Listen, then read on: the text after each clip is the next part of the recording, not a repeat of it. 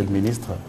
Merci pour l'opportunité que vous me donnez aujourd'hui par cette plateforme de présenter la PCSC, cette structure. Déjà, je dois vous féliciter parce que vous avez été capable d'en dire le nom complètement. La PCSC, donc, l'agence de pilotage, de coordination et de suivi des conventions de collaboration signées entre la République démocratique du Congo et ses partenaires privés. Vous avez entendu il n'y a pas longtemps, Son Excellence, Monsieur le Président, était ici dans cet exercice de redevabilité et il avait parlé d'une structure au nom compliqué. Eh bien, la structure au nom compliqué, c'est celle que nous avons l'honneur de diriger. La PCSC, l'agence de pilotage donc, est une structure, comme l'a dit Son Excellence Monsieur le Ministre, de la Communication, qui est née des cendres du bureau de coordination et de suivi du programme sino-congolais. C'est quoi la PCSC? Pour la petite histoire, lorsque en 2006, après des élections contestées assez tumultueuses, la République démocratique du Congo, le gouvernement, a voulu gagner le pari de la modernisation, le gouvernement congolais s'est tourné vers des partenaires étrangers pour essayer de moderniser les infrastructures, pour refaire les infrastructures du pays. On s'est tourné vers plusieurs partenaires occidentaux qui ne sont pas venus. Je vais faire une parenthèse ici pour dire ceci, que pour le développement des infrastructures d'un pays, nous avons plusieurs sources. La première source pour développer les infrastructures d'un pays, c'est notamment tout naturellement le trésor public. Or, nous savons que le trésor public n'en a presque jamais assez. C'est pour cela que notre pays n'a jamais été capable de construire ces infrastructures. La deuxième source, on se tourne vers des bailleurs de fonds, Banque mondiale, BAD, etc. Et nous savons qu'à ce niveau aussi, il se pose un problème, c'est que ces gens ne viennent pas vite. C'est pour cela que jusqu'aujourd'hui, nous avons des projets qui, depuis une dizaine d'années, par exemple, attendent l'intervention de la Banque mondiale.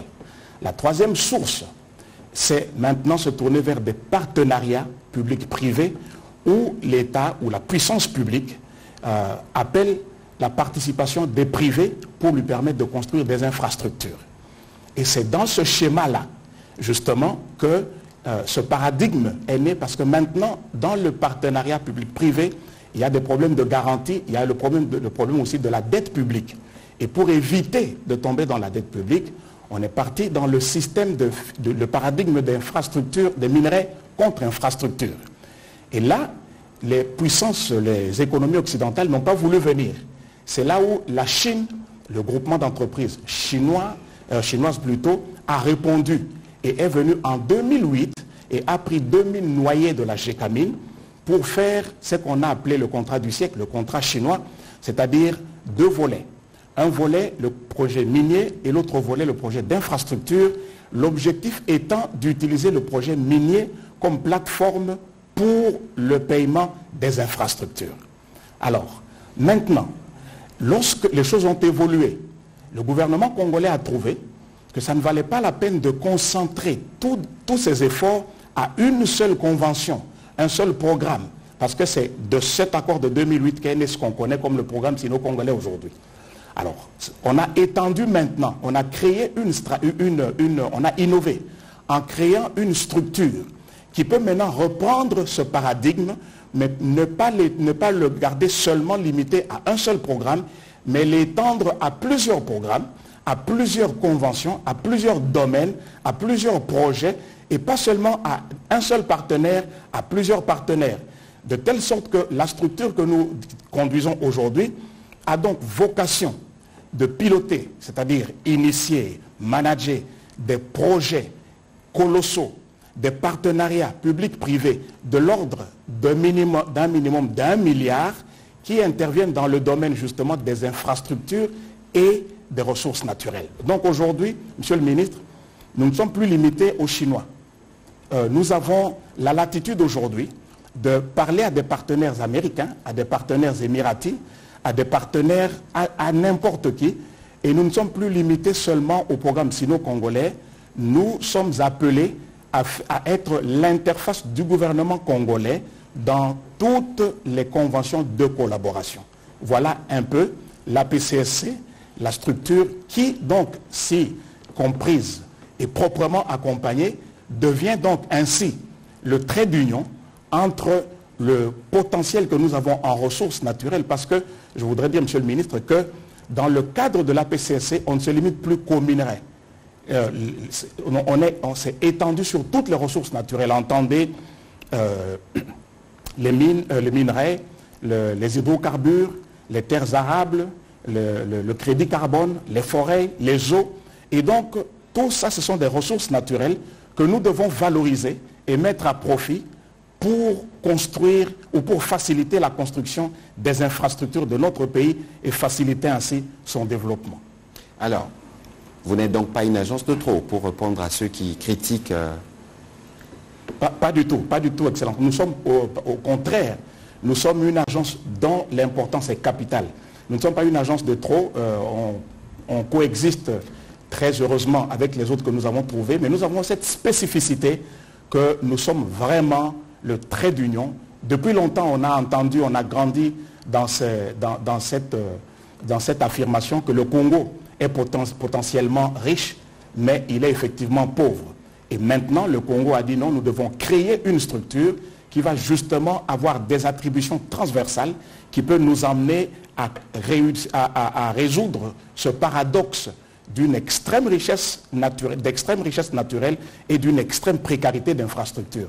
Donc, comprise ainsi, notre agence n'est pas une agence de trop, c'est une innovation qui n'a jamais existé.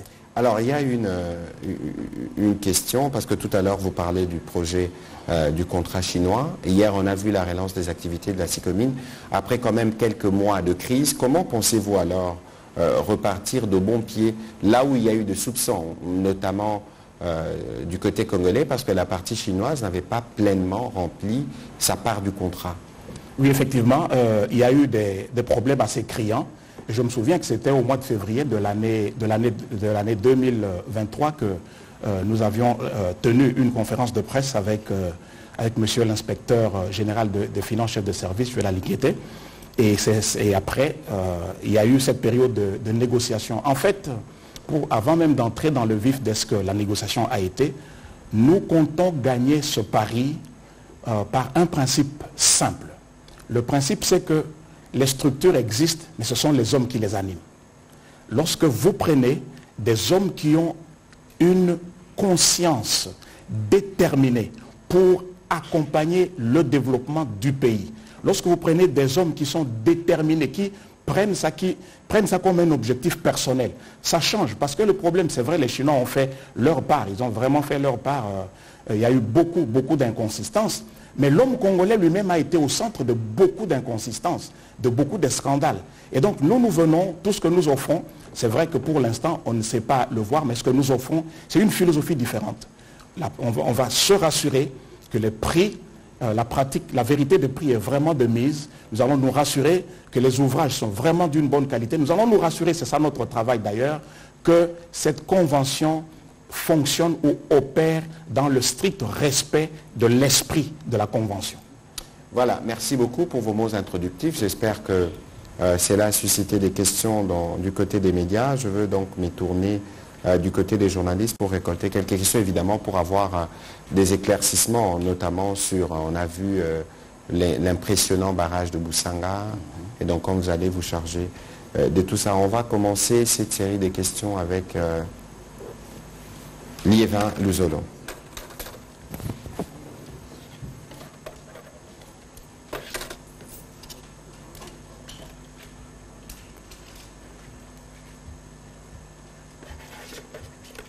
Bonsoir, Monsieur Léger.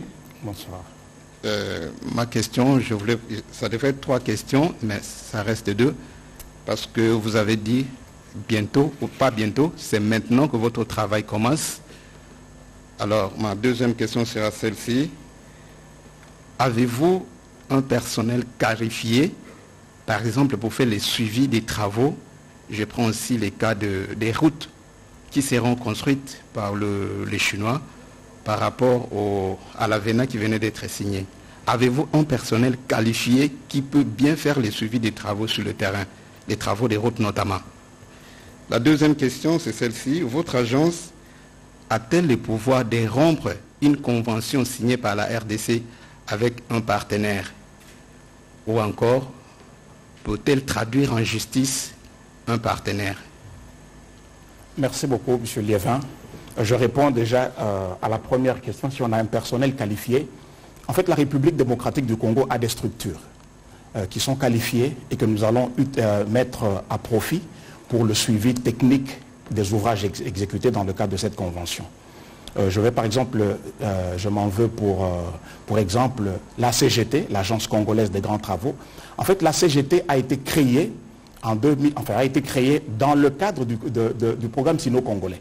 Aujourd'hui, la CGT est cooptée par le ministère des Infrastructures comme maître d'ouvrage délégué, mais la CGT, c'est notre bras technique. Donc, au lieu de chercher un personnel qualifié pour le contrôle, nous avons déjà notre bras technique, la CGT. Et comme j'ai dit, c'est une question de philosophie. Nous avons aujourd'hui un leadership conséquent avec le nouveau directeur général Nico Nzaou, qui donne des signes qui sont très prometteurs. Nous avons régulièrement des briefings et nous sommes déterminés à changer la face de ce programme. Nous voulons vraiment nous rassurer que la République démocratique du Congo reçoit les infrastructures qui sont programmées dans le cadre de ce projet. Mais nous n'allons pas nous limiter qu'à la CGT, parce que comme je vous ai dit, la CGT est déjà cooptée comme maître d'ouvrage délégué du ministère des Infrastructures qui gère la politique gouvernementale des infrastructures. Mais nous allons aussi étendre notre contre-expertise jusqu'à une signature de protocoles d'accord avec des centres, avec des entités de contrôle technique, même si ce sont des entités indépendantes. Question d'avoir une contre-expertise, parce que vous savez, nous avons toujours tenu que l'homme ne respecte que ce qu'on inspecte. Lorsque vous mettez le programme... L'homme ne respecte que ce qu'on inspecte. On ne peut pas, si vous laissez un programme comme celui-ci, sur autopilote, vous appelez des dégâts. Alors la deuxième question, si nous avons le pouvoir de rompre, je vais déjà vous dire non, nous n'avons pas le pouvoir de rompre. Cette convention de collaboration est passée jusqu'au Parlement. Nous avons le rôle de le suivre et de recommander des améliorations, parce que la convention, d'autant plus que la convention elle-même prévoit un cadre de concertation à l'amiable pour éviter des dissensions. Donc c'est une convention qui est ouverte. Je veux par exemple vous dire qu'on a signé le jeudi devant son Excellence, Monsieur le Président de la République, l'avenant numéro 5. Donc il y a eu 4 avenants avant l'avenant numéro 5.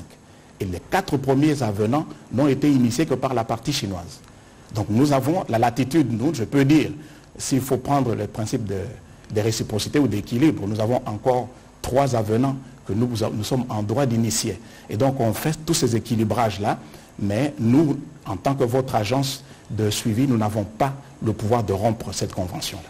De toute évidence, si je peux me permettre un petit commentaire à ce propos, lorsque nous accompagnions le président de la République en Chine en mai de l'année dernière, il a été convenu de porter d'abord la relation diplomatique avec la Chine à un niveau supérieur, stratégique, mais aussi il a été convenu entre les 2 chefs d'État que tout différend qui interviendrait entre une entreprise chinoise, n'importe laquelle, on privilégierait justement de voir à l'amiable. C'est pour ça qu'il faut saluer le travail qui a été fait, parce que nous savons que les Chinois sont durs en affaires et le président de la République a été assez ferme sur le sujet. C'est ce qui nous a permis de dégager les 7 milliards qui vont servir à des projets de route. On aura peut-être l'occasion de revenir dessus. Effectivement. On va prendre la question de M.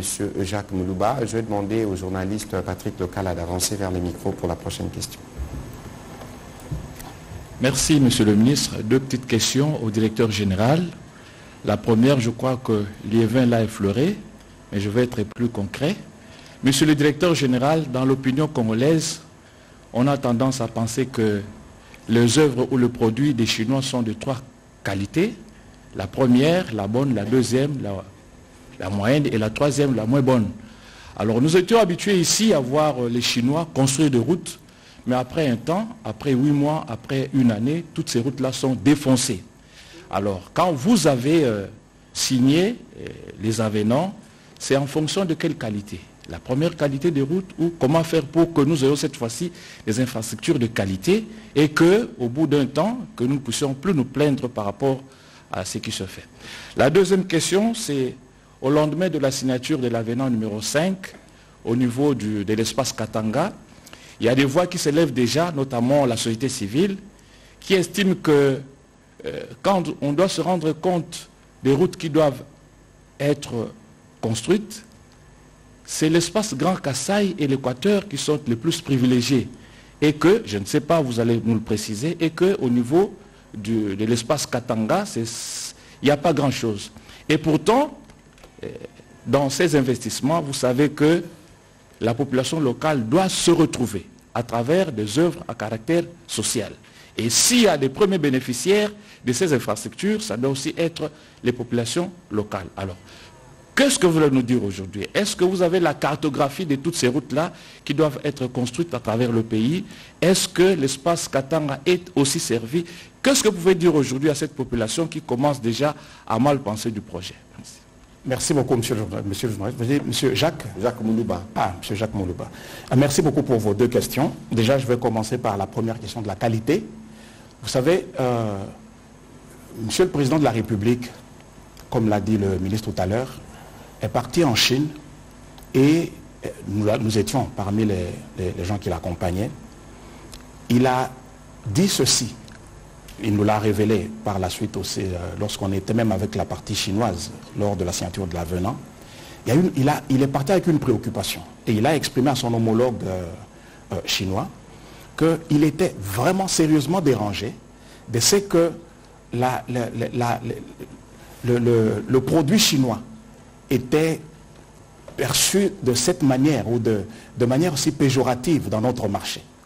Et il a même dit que je ne pense pas que l'ambassadeur, l'ancien ambassadeur qui était ici m'avait compris.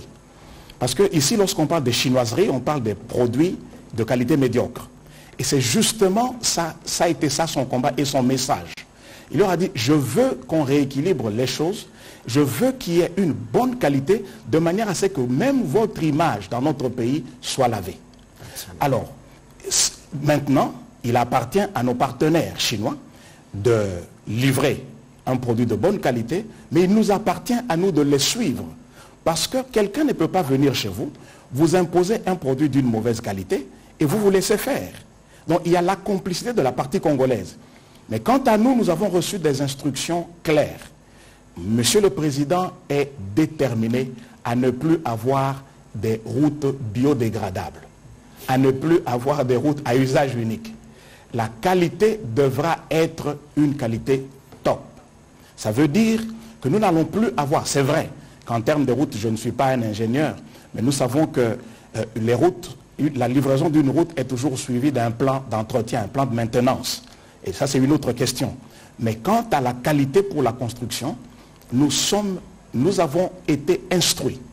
Et le chef de l'État est déterminé à ce que la qualité soit la qualité numéro 1. La deuxième question, c'est celle de l'espace dans lequel se situent les projets. Il y a plusieurs listes qui circulent. Mais la liste dans le cadre du programme sino-congolais, qui sera présentée incessamment à la partie chinoise pour la sélection des routes qui seront sélectionnées, n'est pas encore définitive. Mais, d'une manière générale, selon les orientations de l'autorité, nous pouvons vous dire que la volonté du président de la République est de voir la route nationale numéro 1 reliée de bout en bout. La route nationale numéro 1, c'est la route nationale qui va de Banana, de Mwanda, jusqu'à Sakania. Et vous comprenez que c'est une route qui traverse déjà. À l'heure actuelle, cette route est praticable à partir du Congo central, traverse Kinshasa, traverse le Bandundu, entre dans le Kasaï central, s'arrête au niveau de Kamwesha, où les travaux commencent vont commencer jusqu'au niveau de Kananga. De Kananga, il y a des problèmes. Ça va jusqu'à Mbujimai, il y a des problèmes à ce niveau-là. Et puis à partir de Mbujimai, on va à Mweneditu, là où nous avons lancé, il y a une année, dans le cadre du programme sino-congolais, la réflexion de ce tronçon-là.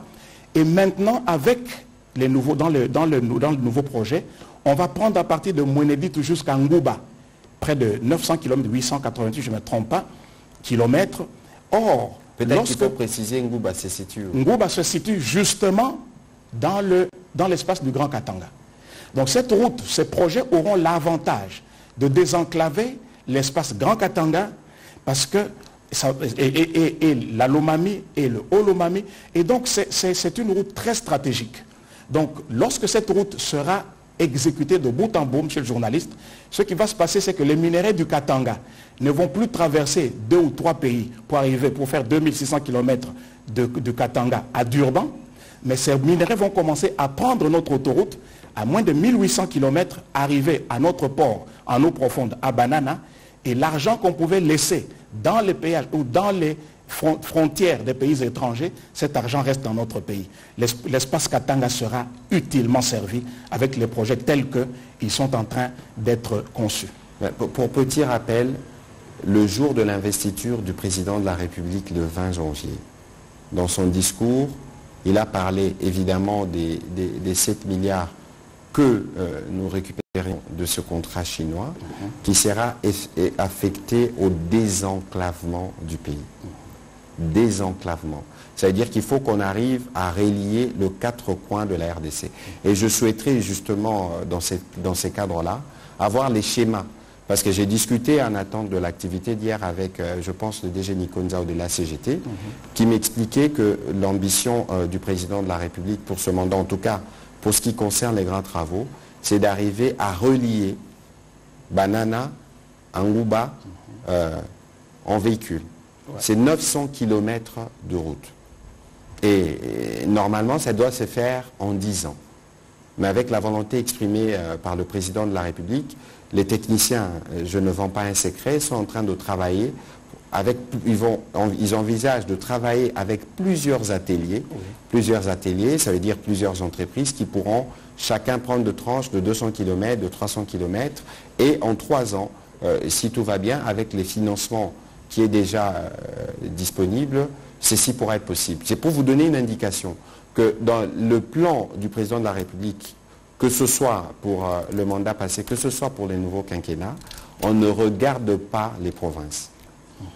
On regarde d'abord les pays. Donc il faut peut-être cesser d'avoir cette forme de vue qui veut simplement regarder, est-ce que chez nous, au Bandundu, est-ce que chez nous, à tel endroit, il faut penser Congo parce que c'est la nation qui existe et c'est la nation qui vient avant tout. Effectivement, monsieur le ministre, d'ailleurs, pour enchaîner sur ce que dit monsieur le ministre, c'est effectivement ça qui a eu, c'est ce qui a causé un problème. Aujourd'hui, depuis 2008 jusqu'à aujourd'hui, ça fait quoi 14, 15 ans. 15 ans plus tard, on n'a pas... 16 ans bientôt. Bientôt 16 ans. On ne peut pas regarder en arrière et voir des projets frappants dans le programme sino-congolais. C'est parce qu'on a fait du saupoudrage. On a voulu satisfaire justement la géopolitique. On a voulu satisfaire des petits projets, ça et là, alors que là, on veut faire des projets structurants. Des projets qui peuvent... Évidemment, parce que les routes induisent des développements. Effectivement. Et donc, nous espérons avoir répondu à votre question. Merci. Nous aimerions avoir aussi la cartographie prochainement de toutes ces routes qui seront construites. Elle sera disponible. En tout cas, de toute façon, nous, on va s'organiser parce que vous savez que nous, on a la culture de la relevabilité. Nous avions fait pendant la campagne ici les chiffres pour vous donner justement des indications d'où nous étions, où nous sommes et où nous allons. Je pense que nous pourrons revenir cette fois-là. Je me souviens qu'on n'a pas fini notre pari avec le ministre des ITPR. Pourquoi ne pas aller sur terrain, aller les constater? Voilà. Monsieur le directeur général, c'est peut-être une idée qu'il faut avoir parce que les Congolais ont justement besoin de voir c'est à quoi servent les fonds publics. On va prendre monsieur Patrick Lokala pour ces questions. Et monsieur j'espère la Bunda peut avancer. Merci beaucoup monsieur le ministre pour la parole. Je tiens d'abord à vous féliciter pour cet exercice qui nous permet de poser des questions directes à nos dirigeants.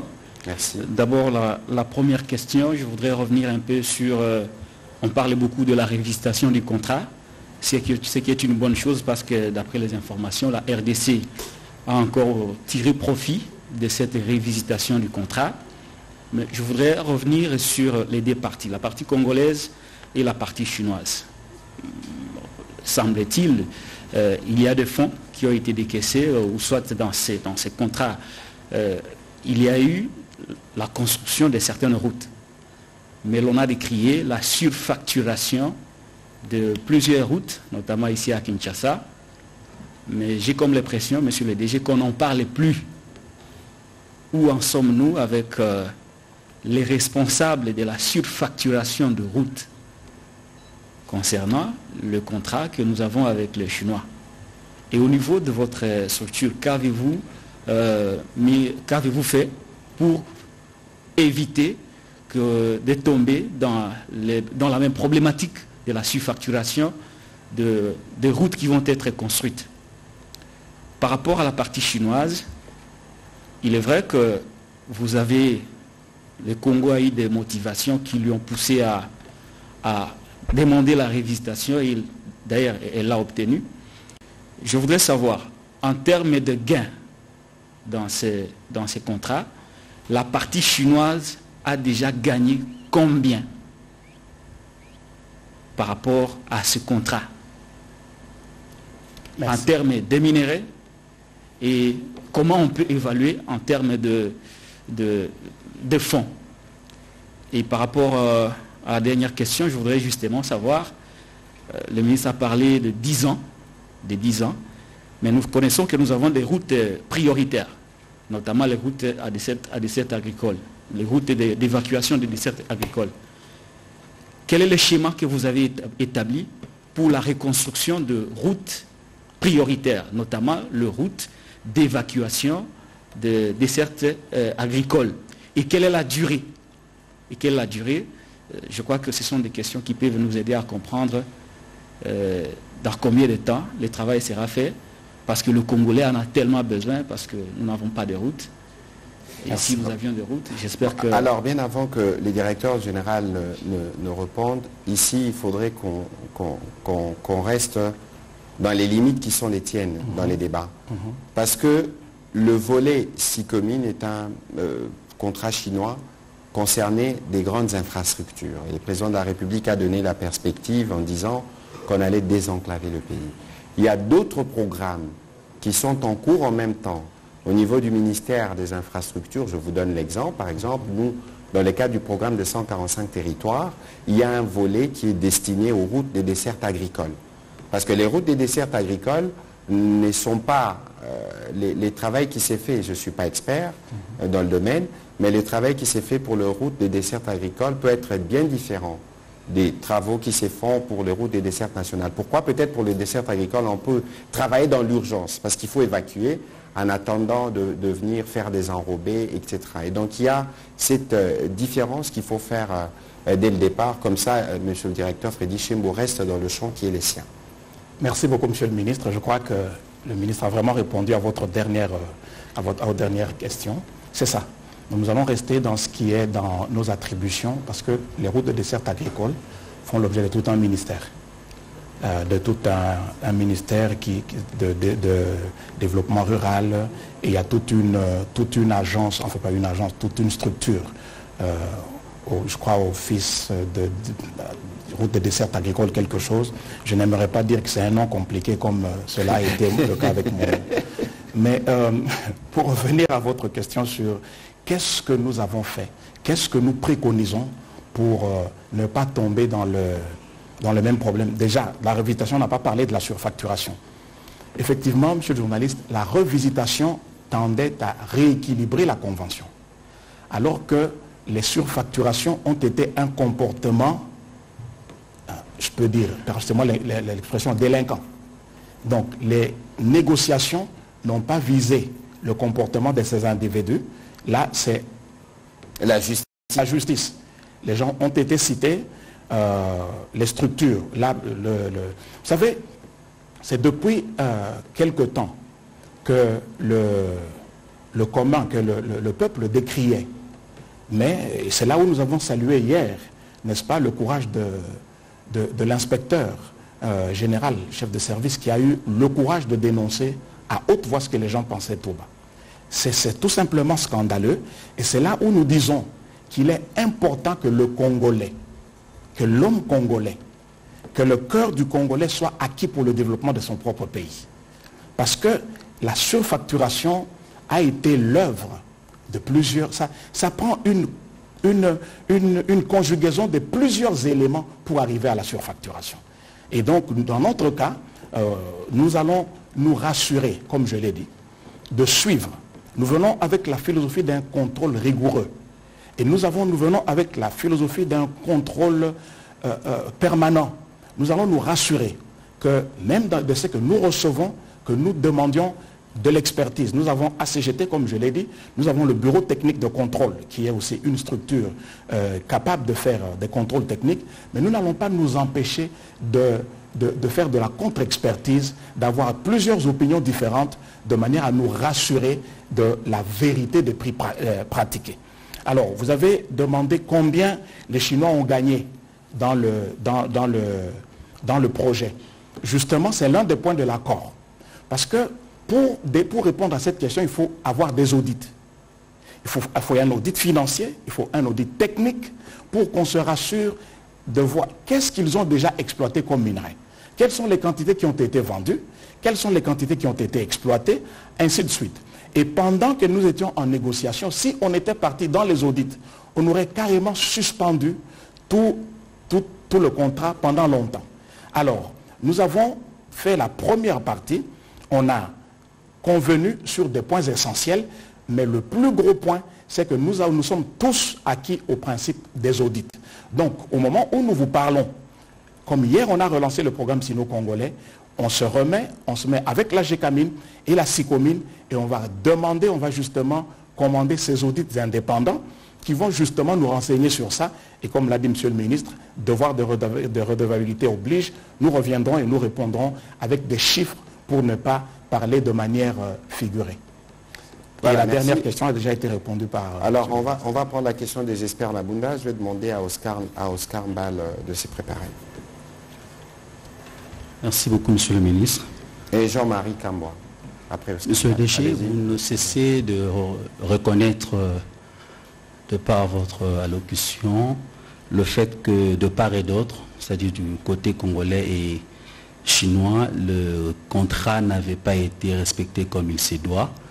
Est-ce qu'aujourd'hui, parce que vous rassurez l'opinion que vous aurez cette tâche-là de mener des contrôles permanents et rigoureux, quels sont les outils dont dispose, s'il faut le dire ainsi, le parti prenant à votre exercice pour réellement mener ces contrôles rigoureux et permanents?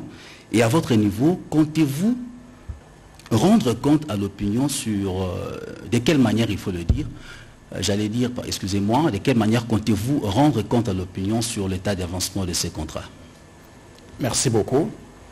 Les outils, je l'ai dit tout à l'heure, nous avons la CGT, nous avons le bureau technique de contrôle et nous allons recourir à d'autres maisons de contrôle pour la contre-expertise. Et vous avez dit, votre deuxième question c'était quoi? Comment comptez-vous à votre niveau rendre compte à l'opinion sur la redevabilité justement? C'est pour ça que ça m'a échappé parce que je me suis dit, mais quand vous avez posé, je me suis dit, mais le ministre avait déjà répondu à ça. Nous allons revenir. Mais aussi, il y a une autre dimension que nous ajoutons, parce que nous avons l'intention de travailler de très près avec la société civile. Il est important qu'on puisse recourir au contrôle citoyen. Ce sont les citoyens congolais qui sont enfin, donc en fin de compte, consommateurs de ces infrastructures. On les implique. La société civile aura un regard et va décrier ou nous saisir pour toutes les inconsistances qu'elle verra. Et nous aussi, de manière technique, on va déployer les équipes et on va faire une combinaison de plusieurs facteurs. L'essentiel, c'est qu'on aboutisse à une redevabilité objective. Voilà. Et nous, on va nous assurer, compter sur nous pour vous poursuivre, entre guillemets, pour nous assurer que ce que vous faites est bien vu et que ça correspond aux attentes du peuple congolais. Alors, Monsieur Oscar Mbal. Merci pour la question, disons, la parole que vous m'accordez. Monsieur le directeur général, plusieurs Congolais, pour ne pas les citer, ont salué la signature de cet avenant qui remet l'État congolais dans ses droits. 7 milliards de dollars américains, c'est une bagatelle, une somme d'argent qui puisse aider la République à réhabiliter les infrastructures, comme vous l'avez souligné, avec une priorité, une emphase sur les routes. Ma question, c'est celle de savoir quels sont les critères, justement, qui ont présidé à la sélection des routes qui ont été citées dans le cadre de ce vaste programme. On a parlé de la route nationale numéro 1, qui commence de Kasumbalesa, passant par Ngouba jusqu'à Banana. Il y a des provinces qui ont été citées, où les routes seront réhabilitées. Et parmi ces provinces, je ne vais pas les citer ici, il y a des provinces qui ne connaissent pas vraiment des graves ou des grandes difficultés des routes que d'autres qui n'ont pas été retenues sur la liste. Je voudrais savoir quels sont les critères de sélection. D'accord, merci beaucoup, monsieur le journaliste. Merci, monsieur Oscar, n'est-ce pas? Je ne sais pas de quelle liste vous parlez, parce que nous n'avons pas encore une liste officielle. Et dès que la liste officielle sera, c'est-à-dire que le ministère des Infrastructures aura formalisé une liste qui sera présentée à la CICOMINE pour financement, elle sera mise à la disposition de monsieur le ministre, elle sera mise à la disposition de l'opinion. Mais d'une manière générale, quels sont les critères? Comme l'a dit le ministre, la volonté de monsieur le président de la République est de désenclaver le pays. Déjà, je dois vous dire que 7 milliards ne suffiront pas pour faire tout notre réseau routier prioritaire. Nous avons un gros déficit. S'il faut voir le réseau routier que nous avons, d'un peu plus de 50 000 km, s'il faut être conservateur, et s'il faut l'asphalter, nous allons beaucoup au-delà, beaucoup plus qu'au-delà de ce montant. Et même s'il faut atteindre seulement le niveau ou la moyenne d'asphaltage en Afrique, qui est aujourd'hui à 25%, lorsqu'on prend le rapport route en terre contre route asphaltée, vous faites le pourcentage, nous ne sommes pas encore à ce niveau-là. Nous avons un déficit énorme. Mais les critères qui vont militer pour la sélection de plusieurs projets, ce sera d'abord des projets qui seront intégrateurs. Il est important que nous puissions désenclaver le pays, que nous puissions connecter les routes qui en facilitent le développement. Et donc, je ne veux pas mettre la charrue devant le bœuf, mais nous pouvons vous donner l'exemple. Par exemple, ici, dans le cadre du programme sino-congolais, nous avons des projets qui sont en cours. Donc, les 7 milliards ne viennent pas suspendre les projets qui étaient déjà en cours. Nous avons lancé, par exemple, le projet de la réhabilitation de la route de Tchela à Singini. Et vous avez vu que dernièrement, monsieur le président de la République a visité le village du premier président, le feu Joseph Kasavubu. C'est sur la route que le programme sino-congolais a commencé de réhabiliter. Nous avons des projets tels que la route de Kamanyola à Ouvira, qui est une route de souveraineté. On ne va pas l'abandonner. On a plusieurs autres projets, un stade à Kananga, aérogare à Chikapa, aéroport à Lodja, l'aménagement de Lumumba-Ville, qui a été déclaré ville, mais qui est encore dans un état de délabrement total. Tous ces projets ont déjà été alignés, ils ne seront pas abandonnés. Mais maintenant, nous venons avec d'autres projets. Et maintenant, pour ces projets-là, nous allons dans cette logique de désenclavement. C'est comme ça que nous avons parlé de la RN1. Mais tout ce que nous vous avons présenté, si on a parlé de la RN1, je peux vous citer par exemple Kalambambouji, qui va vraiment désenclaver le centre, qui est aussi considéré... Est-ce que le projet évolue? Parce que Kalambambouji, ça fait quand même jaser. Oui, le projet Kalambambouji n'était pas dans le programme sino-congolais. Nous voulons justement le récupérer. Nous voulons l'intégrer justement parce qu'il a fait jaser. Et c'est pour sauver la maison. Et troisièmement, nous avons par exemple la rocade est qu'on veut construire ici à Kinshasa pour désengorger le boulevard. La rocade. Dites-le en français facile, s'il vous plaît. C'est une route de contournement qui va aller de rond-point de Mboudi et entrer Kingatoko et jusqu'à chuter sur la sortie, le croisement du boulevard Lumumba et l'avenue Njoku. Un peu vers l'aéroport. Voilà, vers l'aéroport. Et donc voilà, mais tout ça n'entame même pas encore 7 milliards. Et ça, ce sont des choses que nous comptons faire d'ici les 4 prochaines années, seulement avec 2 milliards. Et nous aurons encore 5 milliards